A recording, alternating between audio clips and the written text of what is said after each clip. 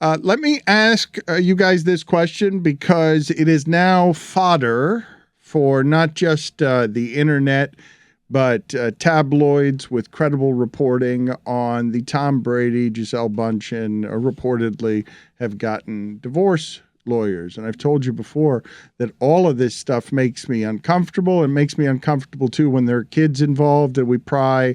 And so I'm not here really for the jokes in all of this. I am curious though, as a construct in the hypothetical, understanding that a lot goes into love and a lot goes into marriage and partnership and how much people grow in relationships. And I wouldn't dare guess or be presumptuous enough to think that I know what is going on in their household, okay? But from their quotes about wanting Tom, her quotes about wanting Tom home for years, and her quotes about I want to get to my life too while she's on the magazine covers, and she in her 40s is every bit as successful in the glamour and beauty and sport and brand.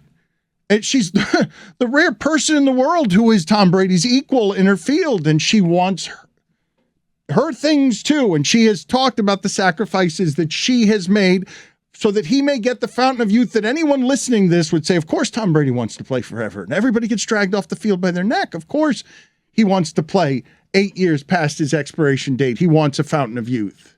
Is this the Dolphins' fault?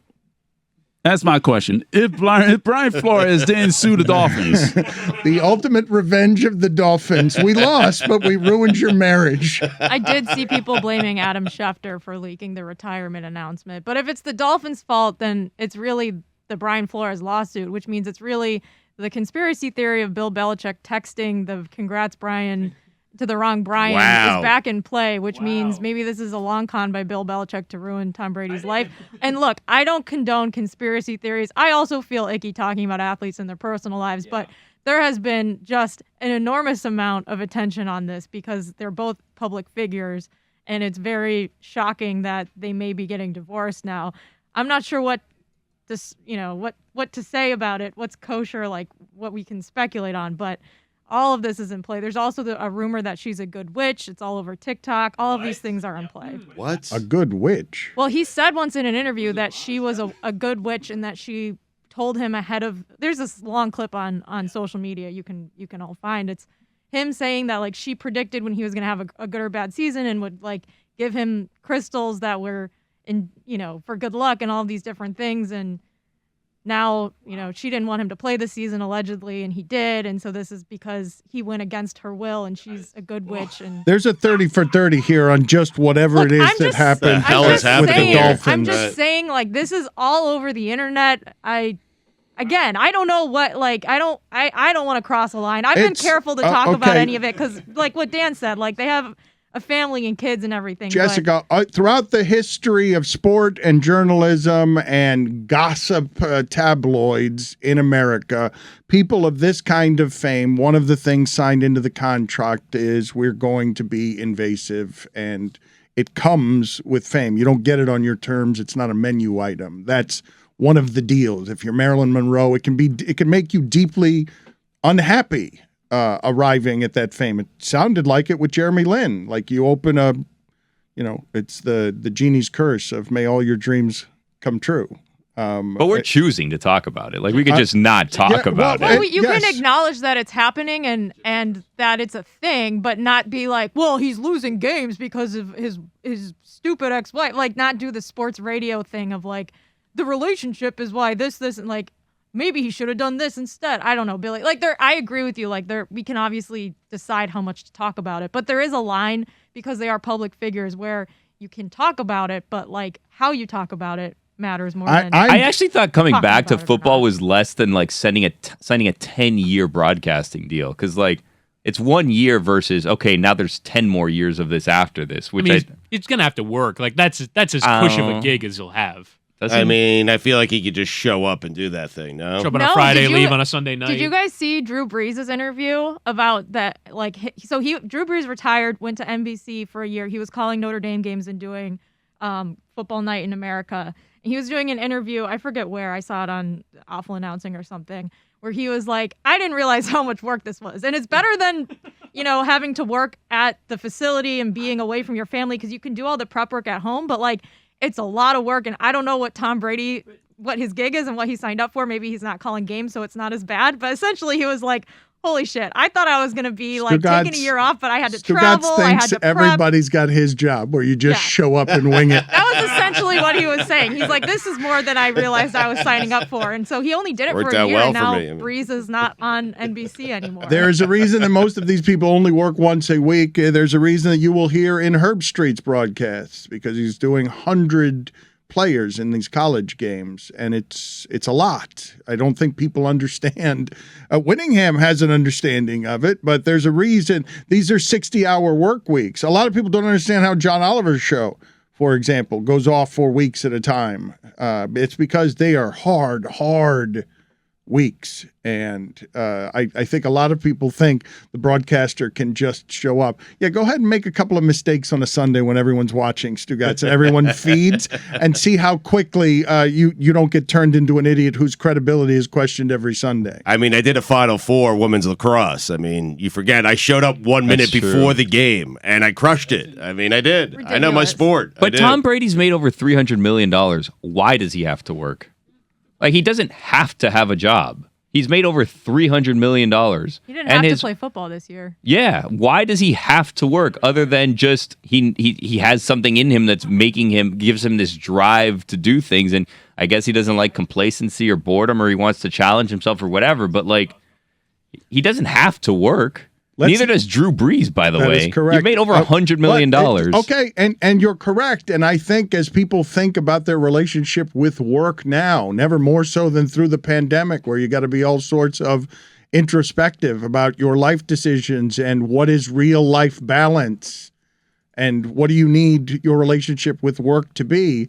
What if you get your identity in this particular factory that sharpens you into, I am Tom Brady, conqueror of men? Can you just stand on a beach and read books and raise kids? Or are you going to need to be worker guy, conqueror guy? What do you mean Aikman's got this much? What do you mean Romo's making this much? I'm Tom Brady. I want to keep competing forever.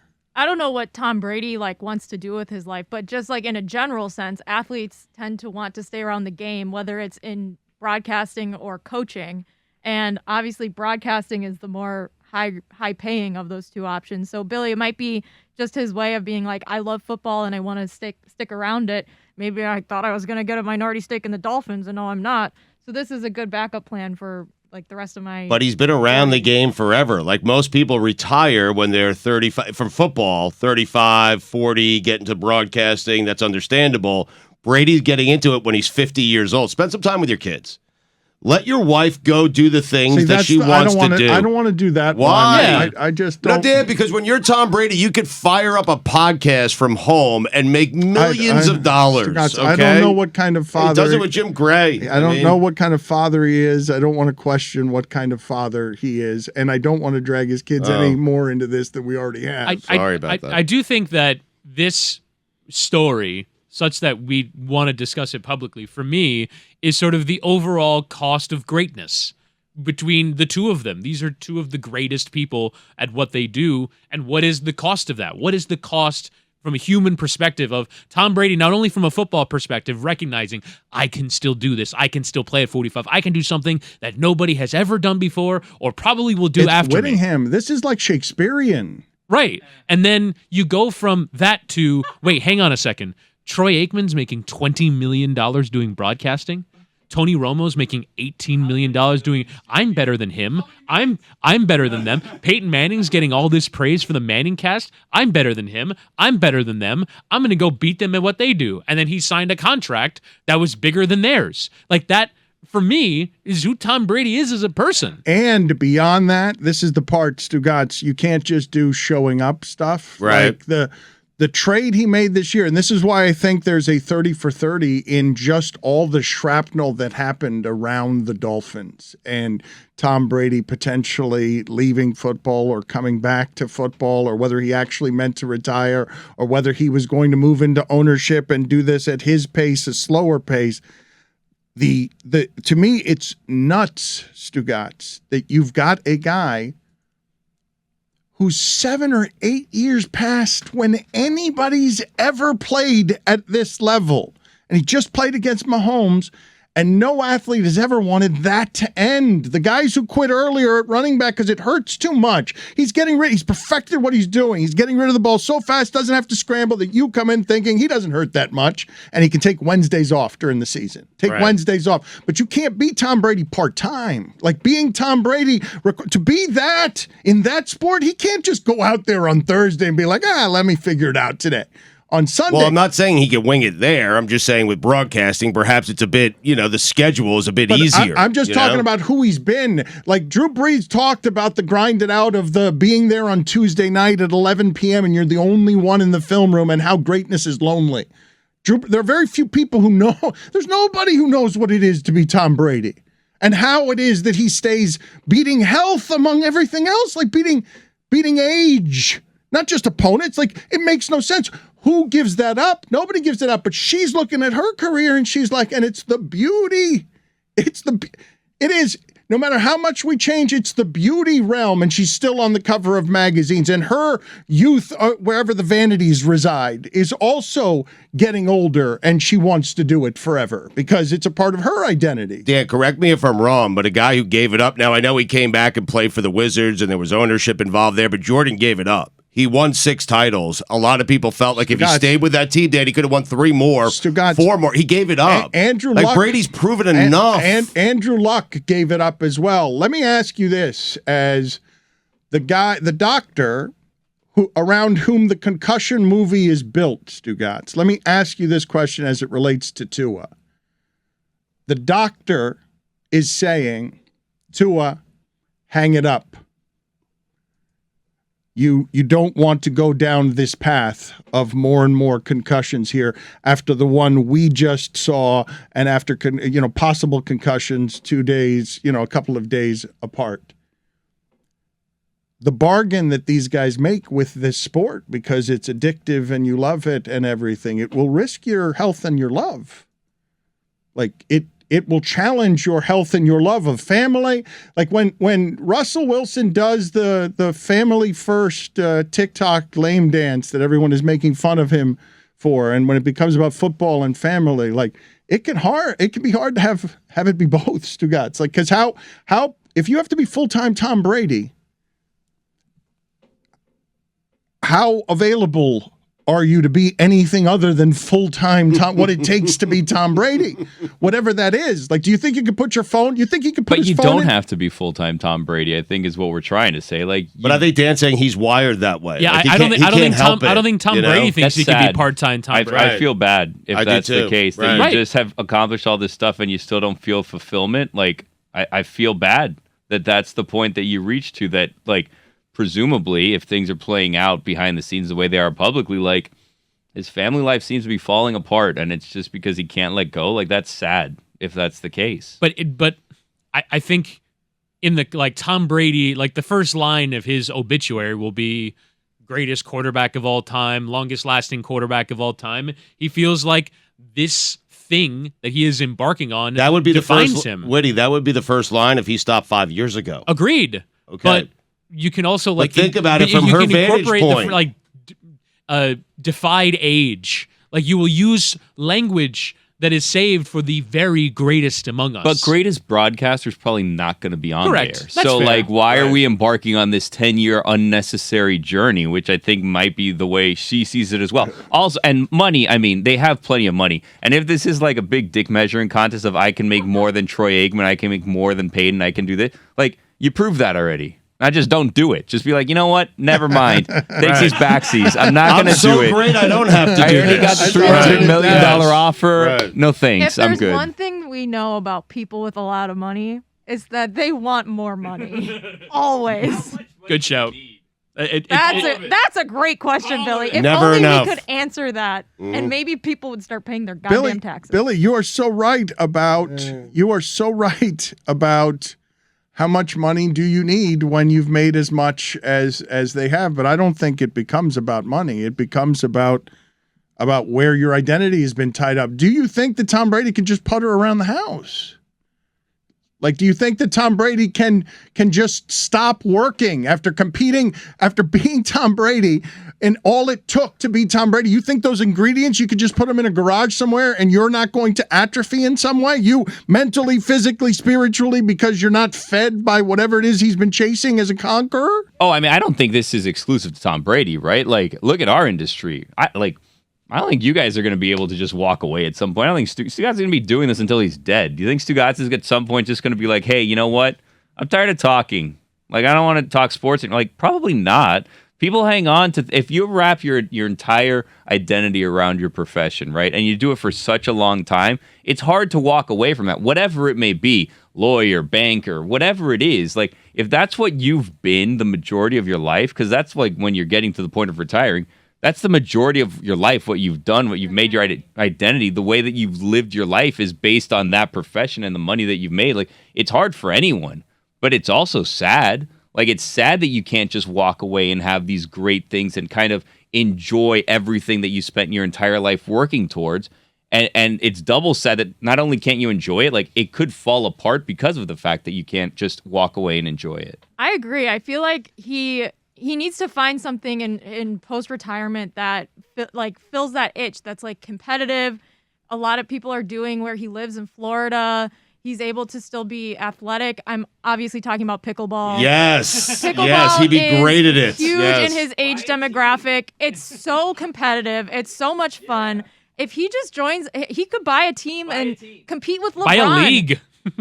LeBron just invested Start in a major competition. pickleball Right. league. I mean, Yes. imagine the fulfillment in that, Dan. He's dominated football. Now he can buy a competing team, and he can go head-to-head against LeBron. Two of the greatest athletes of all time, if not definitely the greatest athletes of our era, right? Like, two of the most successful athletes, probably of all time. And now they could go head-to-head where before we didn't think that was possible, all thanks to pickleball. But what if he devotes himself to pickleball the same way he devotes himself to football, and now he still doesn't have any of the time that he needed to get back by leaving The football? games are shorter, Woody. The games are shorter, Okay. all right? I just think the overall concept of introducing normalcy, normal social constructs, marriage, kids, vacations, retirement, at-home life, to these two enormously successful people, and one seems allergic to it, and the other's like, can I get back to my other thing, please? That these two people can't handle almost living a normal life that most people lead because they are driven by something else is kind of fascinating. Well, Jessica and Billy are articulating something that I imagine the audience is listening to some of this and being like, yes, of course, you've got your priorities straight. Balanced life is the better way to go. It should be family first and not football first. However, the trade is, hey, Tom Brady, you can be young forever. And then when you retire, $375 million. It's a genie popping up out of a bottle. And it's like, the choice that you're making is behind the genie, but everyone is going to be snowed by the fountain of youth and the $375 million because of societal constructs about identity and work. Like, Except your wife, Dan. Yeah, but that's and your kids, Right. and your kids who need a loving dad at home. Like, I do think as the kids get older, they're probably poking and prodding Tom. Like, it's very cool that their dad is Tom Brady. They're starting to realize how cool it is. Hey, my dad, greatest quarterback of all time, and still doing it at 46 years old. I do believe there's some of that going on. I don't know. That's just you I don't being know. Stugotz as the son of Tom Brady. I Herschel don't know. Walker's kids hate him. Like, have you Right. seen what's gone on with that? Like, It's a I don't different know. story, Bill. Well, Why are you comparing There's a lot more going on there than I did Yeah, a not little bit expect more, you to say yeah. that just now. Oh my God.